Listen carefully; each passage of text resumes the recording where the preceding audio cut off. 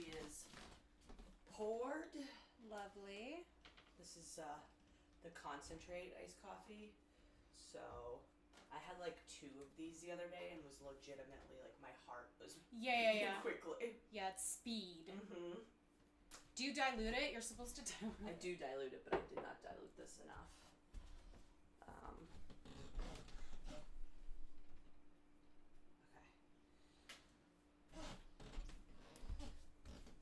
Okay. Who's hanging out with us?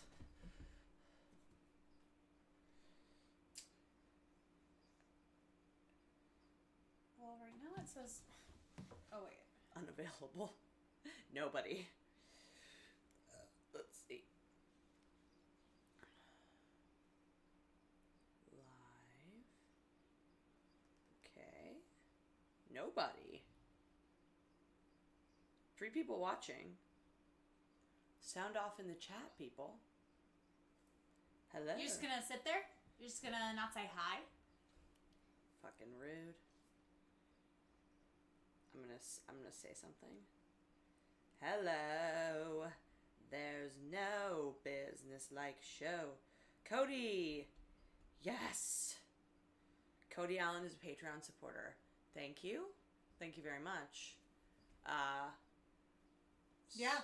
Cody's the best. He really is. He's one of my favorite people I've never met. Where do you live, Cody? Sam says, don't yell at me. Hi, Sam. I like Sam, too. I do, too. I like everyone. I'm just gonna... Why don't you, like, say something in the chat and I'll say whether I like you or not. We'll play that game. You can't sit with us. I'm sure if I know you... Like, if I know who you are, I probably like you. Yeah. The only reason I wouldn't like you is if I'm like, I don't know who you are. And even then, like, I don't hate you, I just don't know you. He says Hutto, near Austin. Okay. Yeah, you're very Texas looking, Cody Allen. What does that mean? He's like a dude. A man of the woods. Yeah. A mountain man, not a mountain man. Kind of, yeah. I'm wearing my boots and he wears his sunglasses, he's got his beard. But then like fiercely liberal at the same time, which is my favorite thing. Fiercely liberal with like adopted daughters and like the sweetest. I know, your daughters are so precious. They really They're are. so cute. As someone who fucks with a person who is adopted, Oh yeah. Our very own D-Bag is adopted. Team Dustin. Like all the adopted kids that I've known in my lifetime have been like fucking cool. Yeah? Grounded. Yes. Appreciative. Yeah, because they know they could have been thrown in the trash. Yeah. Do you know who else is adopted? Do you know Ben Katzner? No, I don't know him. Okay, you love him. You'll meet him. But he's black and he was adopted by a white family. And his Twitter background is a photo, like a family photo of all white people. And then on his face, it's like white paint. Like he's done like a paint app. A whiteout? Yeah, and it's just like white and then smiley face. That's funny. And he got adopted by a white family, and then his dad left their family. His adopted dad? Father, yes. Like, disappeared? Yeah, like left them. Like was like, that's sad. Fuck this. And I was like, wow, that must have been rough. And like, imagine how difficult the process is to adopt a child, and then you're like, peace. Yeah. He has a joke. Well, okay, I mean, I've been relating everything to the show Parenthood, because I've been rewatching it recently. Oh, Eric Quick is adopted, too. Oh, hell yeah, mm-hmm. Eric Quick. We'll adopt you. Let's cheers to all the adopted children. Yeah, man. I think it's the nicest thing you can do. I think it's the most, like, humanitarian. I would adopt. If I were to have children, I would adopt. I mean, it is a very nice thing to do, but I don't think it's... I don't know that I would call it humanitarian exactly, because I think that, like... You're getting something out of it. Yeah. But I think it's so kind to, like, take a kid that's otherwise doesn't have anyone. Yeah, it's also, like, it can... I could imagine it being very difficult to wonder, am I not could I potentially not have a connection with this child? Oh, yeah. And I think that a lot of people do go through that because, I don't know, like, it's such a hot debate, like how much is nature and how much is nurture when it comes to like familial bonding. There's so many traits that I have that I'm like, oh, I see that in like one or both of my parents, and I don't know if it's learned or not. Yeah. Because then you hear these crazy stories about people who like didn't know who their real parents were, but they're like so similar to them. Yeah. And whatever. Well, it's like that movie, what do you call it? Three Identical Strangers. Whoa. Which I did not see. It is, don't see it. It's very, I know. I've heard it's really sad. It's really upsetting. Well, okay, so I've been relating pretty much all of my life experiences as of recent to the show Parenthood, which I've been rewatching. It's like... What show is that? It is the best show. Okay. It's about this family that lives in Berkeley. It's about a set of grandparents, and they have 4 kids, and each one of their kids has their own family, and they all live in Berkeley, and they're all like a really tight-knit, like almost dysfunctionally like close family. Who isn't dysfunctional? Yeah, but like they're really sweet. Like I look at them and I'm like, oh my god, like I would love it if my family was like that. Like they are so close, but at the same time they're like up in each other's business to like a weird degree. But there's all these intricacies of like the relationships between the family members, and one of the children of the grandparents, they are trying to have a baby. They have a daughter and they're trying to have a second one and they can't. So they adopt a like 8 or 9-year-old boy.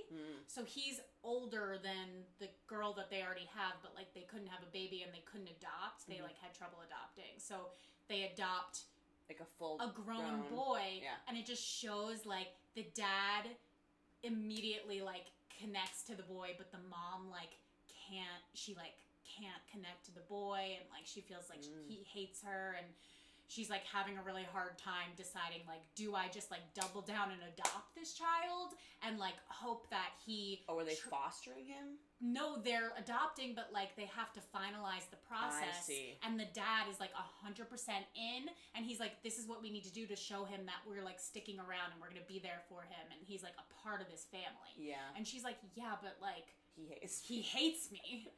So anyway, that's interesting. Heavy stuff. Have you seen Transparent? No, I've heard it's good. It's really, the first few seasons is really good, but it's a similar thing of like really tight-knit family but really dysfunctional, and it's really cool. It's like it's probably one of the better, I mean, it's very like West Coast LA, like I don't see, like, it's kind of elitist in a way, but also it's very, the problems and the fights are very relatable. Eric Quick says, my mom was a 17-year-old Iowa girl. She was pressured into giving me up. Dustin's mom... who pressured her, by the way? Like her parents? Probably her parents, I feel like. Cody, tell us, adopted people, or people who adopt, tell us what your experience... What's the process? Yeah, what's the process that goes into, like, adopting kids? Does it take a long time? Is it, like, a crazy application? Did you know the mother personally? Like, did you know the before they were born? Did you know the mother? Like, it's very... Dustin's mom, his mom that raised him, she's a gay woman. I have a photo of her. I've seen it. You showed it to me. It's great. Her sister is Dustin's bio mom, which is the word. Oh, I didn't realize out that. On the streets. Yeah, that's the street slang for biological mom. So his bio mom. Bio mom sounds like a fucking superhero. Like, bio mom sounds like she would be a member of the Incredibles. No one talks about the dad. So he knows the biological mother. He's met her multiple times. She has since. Well, it's his mom's sister. Yeah, but she has since had a family of her own. Yeah. So I think, and then she had Dustin, I think, when she was pretty young. Okay. But no one says anything about the dad, which. So it's okay. So it's a different dad then. Oh yeah. No. But he knows his half siblings, or? Yeah, kind of. His whole family, like, he's not very... They're all kind of, like, you know... Dispersed. Yeah, not very close. He's much like... It's a tight circle with him, his mom, and her wife. And her, you know, he has, like, a brother who is his mom's wife's son. Like, he's got, like, a family unit that is just, you know... Clusterfuck. A clusterfuck, yeah. But no one tells him about his bio dad. And I'm like, was he maybe a rapist? Oh, sad. You know? He literally knows nothing about him? Nothing. Recently, his mom has said, like, I can tell you more about it if you want. And he's like, I'm not sure if I want to know. And I'm like, yes, you do. But also, like, do you? It's got to be a lot of complex emotions, right? I could imagine being so curious. Like, just on a base level. Yeah, just, I know. so curious. What if he's a piece of shit, though? That's my worry. I mean, He probably is. I mean, yeah, he probably is. Dustin was saying should do a podcast, said, help me find my dad, where every new guest, like, helps him. The thing is... In the last episode, he's crying. I mean, he could... That's an interesting idea, but living in the age that we live in, you could find him in 5 minutes. I don't know if it's that easy. I think it's pretty... I mean, people are discovering, like, secret relatives on 23andMe. Yeah, I guess there's that. But I wonder why it's hidden. I wonder why it's a secret. Yeah. Like, if it's a secret like that, then why? Is it like a guy she didn't have a relation, like she was being like, quote unquote, promiscuous young woman? Yeah, maybe. Or maybe it was like... Or rape. Yeah. Either way, not great. Alright, we're getting a lot of, my aunt and uncle fostered a baby only a few days old. They decided to adopt him, and when he was around 2, they adopted him. And then Cody said, I was a foster parent before we adopted. We did private and through DHS. I can't say enough good things about Gladney, a private adoption agency that takes care of the birth parents. Oh, is private adoption when the birth parents can't contact you, or like you don't know who they are? I think that's what that means. I wonder. Open adoption, I know, is a thing where like the parents know each other. Do you remember that playwright that Hennessy was in a bunch of her plays, that she had a son and put him up for adoption, and a gay couple adopted him, and they know each other, and like she sees the son. That's like an open adoption. Yeah. Our friend John Field, past guest of the show. Yes, he has an open adoption. But the kid does not know yet that he's his bio dad. Really? So he just thinks he's like this weird guy that comes around sometimes? Can you imagine if John Field was your dad? Was actually your dad. And you just didn't know it. Like, he started out as your parents' wacky, like, slightly unstable friend. And then he's your dad. And suddenly he's your dad. Okay, private means not the state. They're open and closed adoptions. Oh, so private means not, like, through foster services or whatever. Oh, okay. Yeah, I can imagine... a privately owned adoption agency, then. It probably is a little bit more... when he says it's better, everyone's probably treated better. Like, I'm sure state adoptions are probably kind of wild, because the foster system is really bad. The foster system's not great. Yeah. Okay. But I do kind of... I was thinking recently, like, I wonder... If you're thinking about having a kid, I wonder if it would be a good thing to, like, have to foster a kid for a little bit. Oh, yeah. You know what I mean? Like, just to, like, see if that's really what you want. As someone who's fostered cats... yes, you can speak on this. I can speak on this issue. Cats are just like children. I mean, it's taking care of another living thing. They do suggest that you do that. I am not equating my cat ownership with child rearing. Although, within a few years, and if I get crazy enough, I probably will. But I do think that any type of, like, big commitment like that, if you can have a trial period. It's also, fostering is such a nice thing to do. It's like... Of course. It's such a, And there are so many, like, cats not great kids. Foster situations that, like... A good foster is such a valuable asset to our system. Anyways, what a diverge, but a fun one. Yeah. If you've just joined the chat, happy Friday. We're talking about adopting cats/humans. And which is better for society. Mm-hmm. Listen, you're entitled to your own opinions. My mom got a new cat, so, you know. Not a foster. Not a foster. Not an adoption. No. She buys I cats. mean, she saved it from itself. It's a beautiful animal, but yes. It's a really cute cat. I wish you could have queued up a picture of the cat. Oh. You know what? We'll do it next time. But you can also just go to Andrea's Instagram. It's a very cute cat. Angel. This reminded me of something, and I want to get your opinion on it. And this is not about you, by the way. Like, I fully support you posting pictures of that cat because it's the cutest cat in the world. I don't post cats all the time. By the way. You don't. And it was one picture. That's why I just wanted to make it clear I am not talking about you. Okay. I have a friend who has a family member who just got a pet. All right, I'll be a little more specific. I can be a little more specific. Her brother just got a dog, a golden retriever. Yeah. And their family loves golden retrievers. They had them growing up. She had one in particular until she was like in her 20s, and then she died, and it was really sad, and the family was sad, whatever. So I think that's why the brother wanted a golden. She loves goldens, whatever. They're kind of stupid, to be honest. They're really great dogs. Yeah.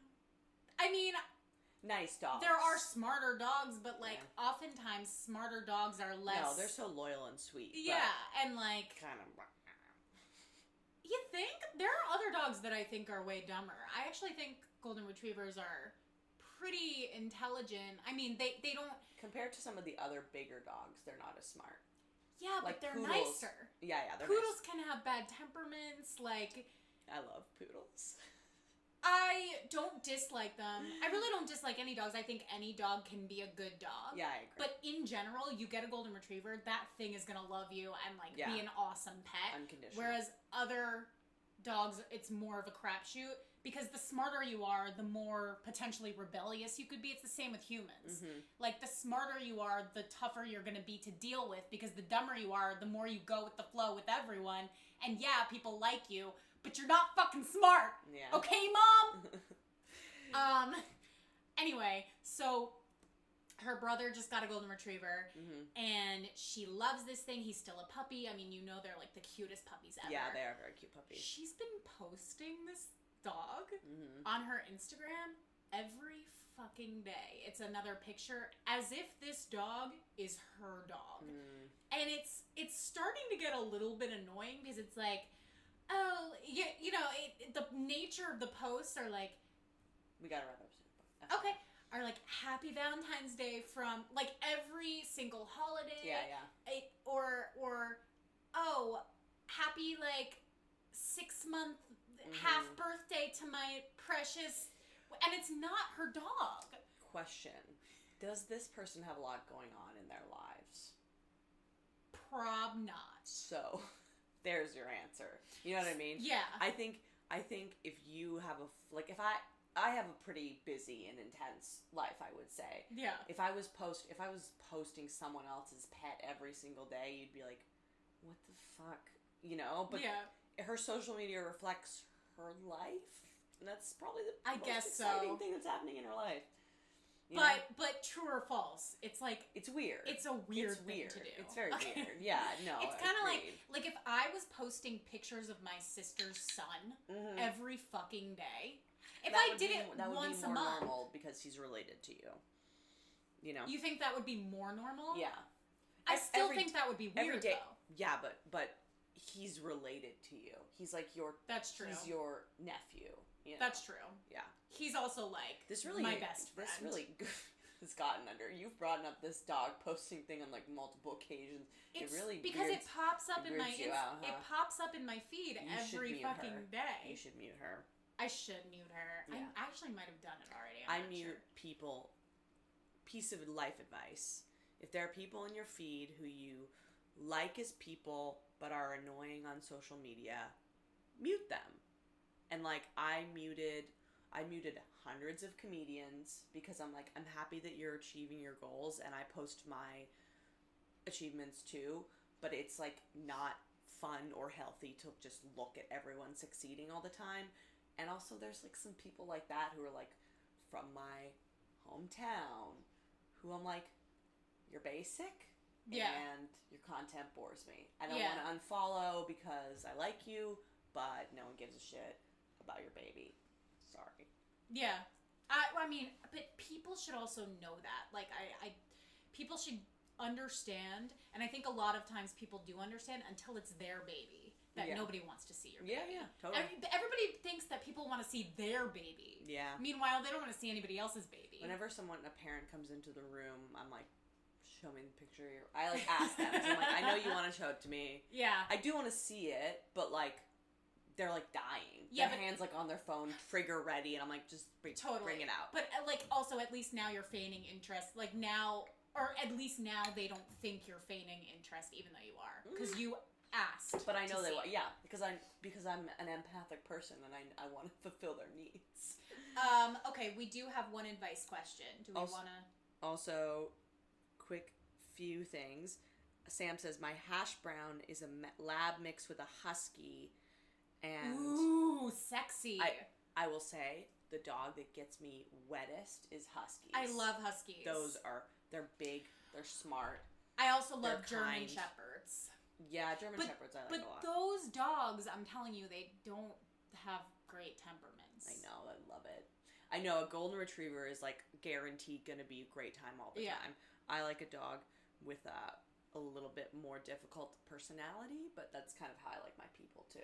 I mean, you like them until you own one. Sure. And have to deal with them every day. I mean, I also own like a 3-legged cat and like a cat that would like shit on my floor when she was upset. Like, oh, rest in peace. Sweet angel though.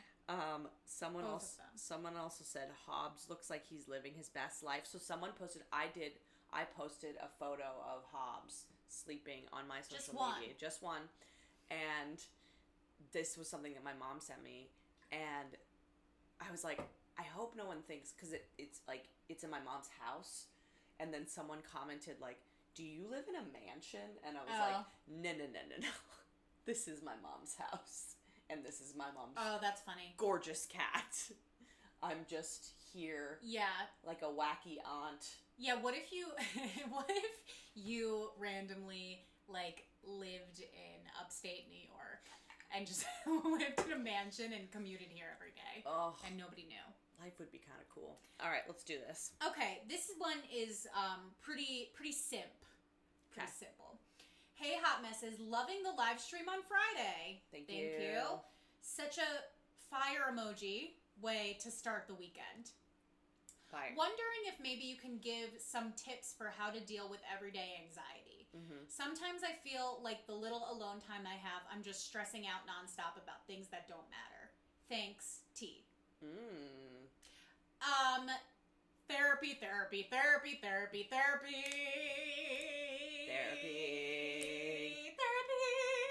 Goodhelp.com/ BetterHelp.com/ hot mess. Do it. Yeah, I honestly, okay, so I'm a very anxious person. Mm-hmm. And I just recently started taking anti-anxiety medication. Oh, mazel. And I didn't know you started taking it. I started taking it probably 3 or 4 weeks ago. Oh, cool. And I think yesterday and today were the first days that I realized that I think it might be kicking in. Yeah. Because I'm not sure. But because you don't really feel, you're not supposed to feel altered or whatever. You started with a very low dosage, right? And it took a while. They were like, it's going to take a while for it to it takes weeks to build up in the system. But also, it's not supposed to be a very noticeable thing. It's just supposed to access a part of your brain that can be accessed by deep breathing exercises, things like that, but it makes it a little more second nature for you to do that. And I've just in the past couple days been noticing that I'm kind of I've been able to do things with more ease than I usually can.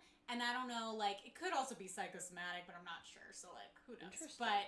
But I will say that just sitting there wondering why you're anxious is not going to make you less anxious. If anything, it's going to make you more anxious. Oh, yeah. Well, I've been dealing with anxiety recently. So when I'm anxious, my throat closes up. It's really fun. And Hell yeah. That's been happening with pretty much a lot of regularity within the last few months. My throat closes up and my chest hurts, like is tight. And so I started meditating. And that's another thing that like people say it and you're like, yeah, but actually it actually is helpful. And I started doing, and I used the Calm app. I used Headspace for a while, and I loved Headspace. Headspace is a good one to start with. It like is very, very easy to use. And the guy's British too. He's like, "Hello, welcome to Headspace." Very non-judgmental. Love him. Calm is cool because they have specific meditation, like guided meditations for anxiety.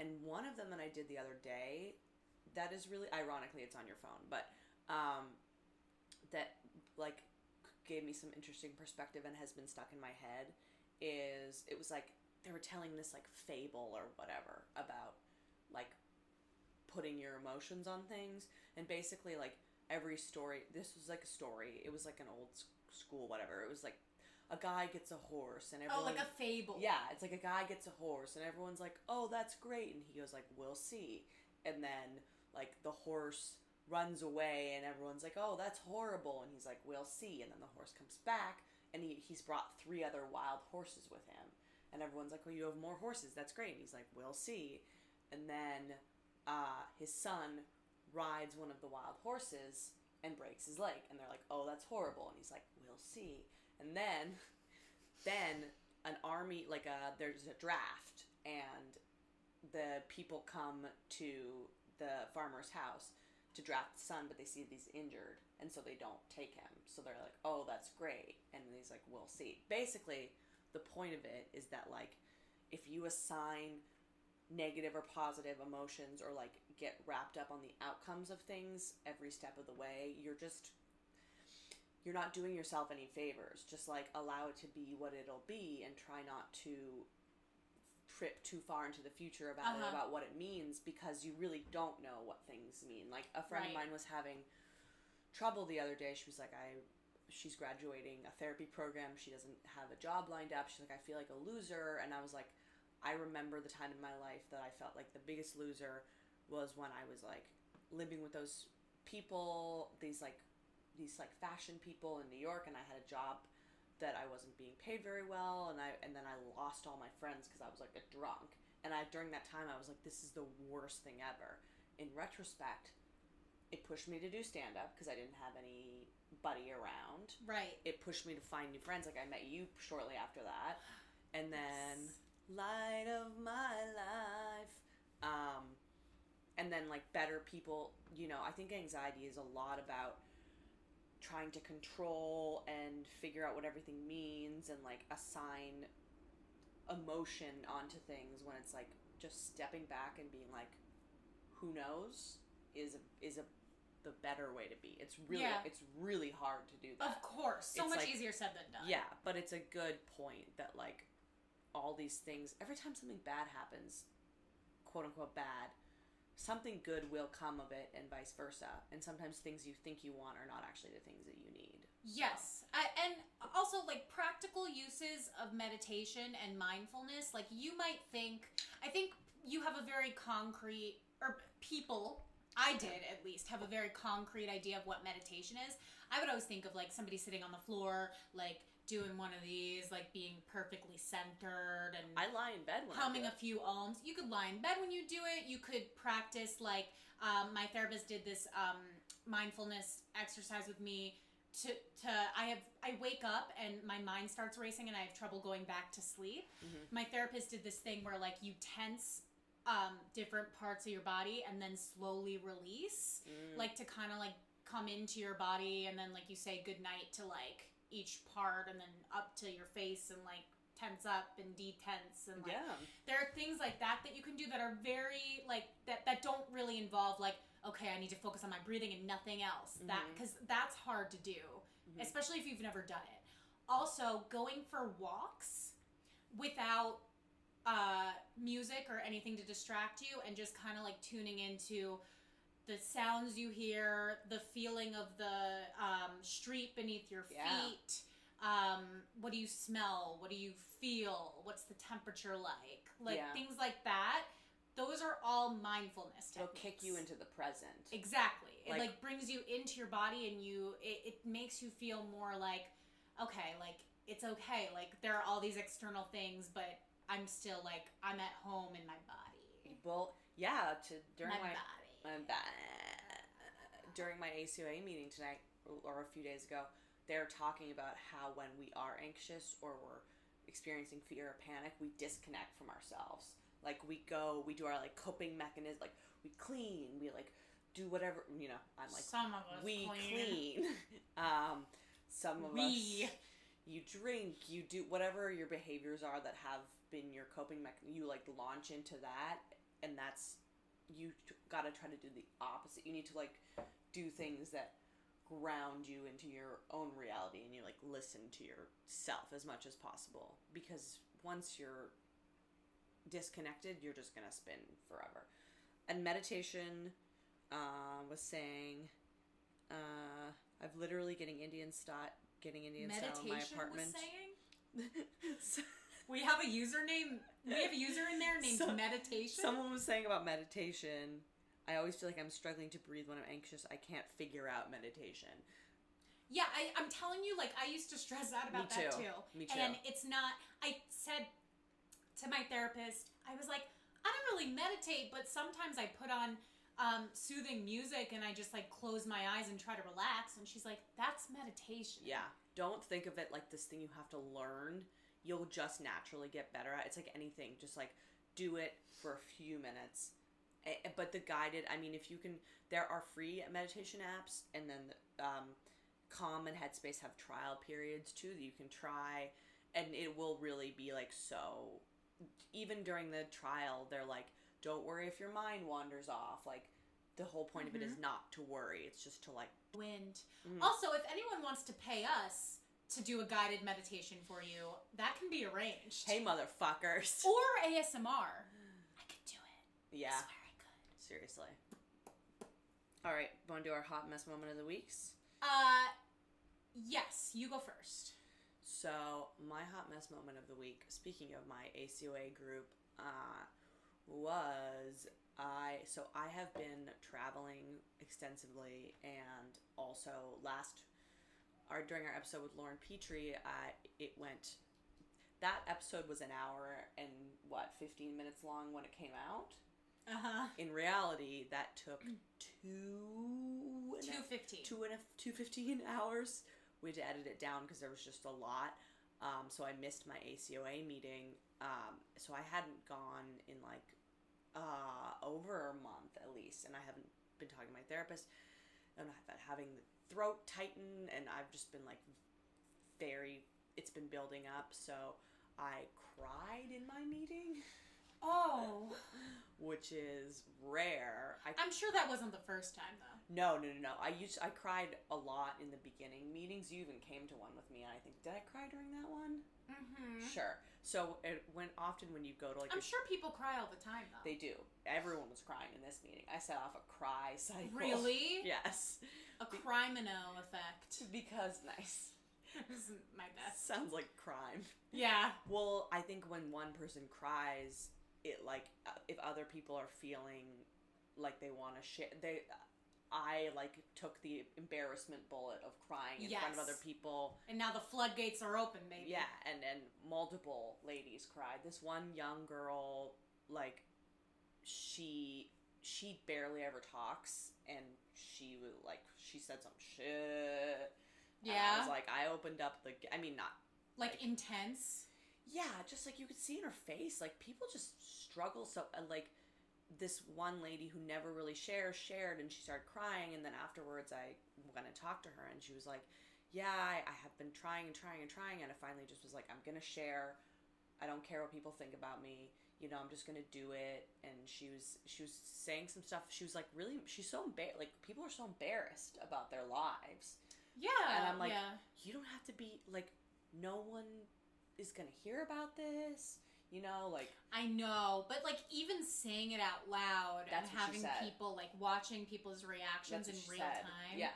is stressful. She said something about, like, not having... I don't want to give away too much of the specifics, but just not having, like, a lot of people in her life. And she's like, I'm so embarrassed to admit that. And I'm like, but just admitting it will get it off your chest. Yeah. And then, like, you'll be a healthier person eventually, and you will have more people in your life. But I sympathize with her, because I remember when I started going to those meetings, I was just so fucking upset about so many things, and just so, like, but yeah, I cried over something that was like, I don't know. It was like, there's one thing in my therapy that I've been focusing on for a long time, and there's another thing that I've been avoiding, and I've, like, finally acknowledged how much it's bothering me, and I'm like, fuck, damn it. But also good, but also damn it. That's heavy, man. Yeah.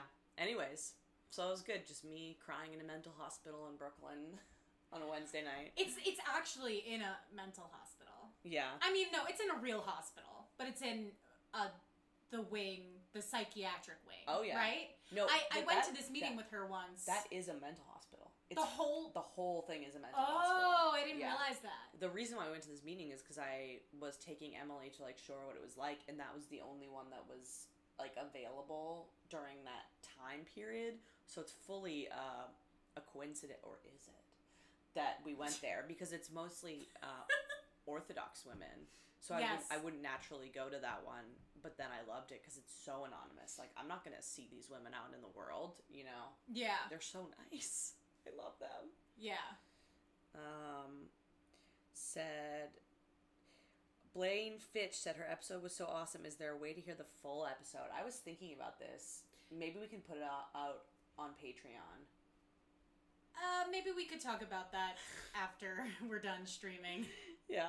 I for now, no, because, you know, I will also say, just so you guys know, we rarely edit things down. Oh, rarely. We only do it usually if the guest requests it, or if, like, there's something that needs to be edited down for, like, the purpose of the show moving, like, more at a better pace. Yeah. And it actually happens, like, maybe once every 6 months. But yeah. But I mean, I think the episode turned out really good. Oh, yeah. As is. We got a lot of good feedback on it. You guys loved that episode. Yeah. As did I, but I think it was I think that what we took out was extraneous. It wasn't. Yeah, Lauren has lived such an insane life that it was like, this needs to be like 3 different stories, and I feel like the way you edited it was perfectly encapsulated the key points of her story. Thank you. Yeah, it wasn't. She's lived so much life that it wasn't quite linear the way that it came out on air. So the way that I edited it made it a little more linear, like a little easier to understand. I think it's better. Oh, you crushed it. Thank you. 2 high fives in one episode. I know. But yeah, you know, minutia can be interesting. Also, it's just it doesn't always make for the. It doesn't make a compelling, like, the story has to move from compelling point to compelling point. Yes. To give it like what it deserves. Someone asked about Crazy D. Crazy D messaged me. I know. I blocked Crazy D before the episode came out because I'm like, Crazy D's gonna message. I didn't block her. I don't have any foresight. I told you to, and you're like, I'm not going to. I'm like, here we go. She actually didn't. She's not harassing me or anything. She just sent me one message. She said, thanks for the trauma. I can't, like, putting her on blast, but I mean, she was inappropriate. So if you don't call anybody out, then everybody's gonna feel free to shit on you, and I don't appreciate that. I don't feel bad, for the record. Good. Don't feel bad. Okay. I felt bad, but now I don't feel bad. Good. We gotta wrap it up. So your hot mess moment of the week. My hot mess moment of the week is that I literally slept on a pile of laundry, clean laundry. But this does not surprise me in the least. But It was clean laundry. Like, I actually got myself to do my laundry. I've been doing my laundry way more consistently than I ever have before. I used to only do it like once every 2 months, and now I've been doing it like once every 2 weeks, which is fucking wild. But folding my laundry after it's clean is way more difficult for me than just like throwing it in and... I love it. Ugh. Folding? That's my meditation. Really? I just like, laundry. I can't, once I like do all the laundry, then like getting it all like in piles and folding and putting it away is like such a task for me. You just sleep on the mound? I slept on the mat. Well, I put it all on the bed because I was like, I'm gonna sort this, right? But then I got so tired. I also I tried out this CBD oil that my mom got me, and it was like knocking me out. Really? I take so much CBD stuff, like drinks or whatever. It doesn't do anything. Yeah, but I don't think those drinks. I think those drinks have like a very small amount. Okay. You need the oil. The oil's like the potent shit. Yeah. But yeah, so I passed out in the pile of laundry, and then by the time I woke up, it was like so wrinkled, and like I didn't feel good about it. My sheets were. I didn't wash my sheets; they were dirty, so like, I had to wash it all over. You washed everything over again? Yeah. That's a me move.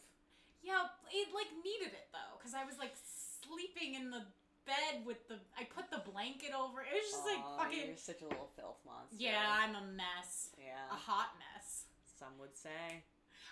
Thank you for joining us on this lovely Friday. I hope you enjoy the rest of your day. This one we tried to keep a little shorter. I actually don't know how long it came out to, but we've been having some technical difficulties, and we didn't want the live stream to crap out on us. So. Yeah, we're getting some updated technology, so it will not crap out in the future. Fingers crossed.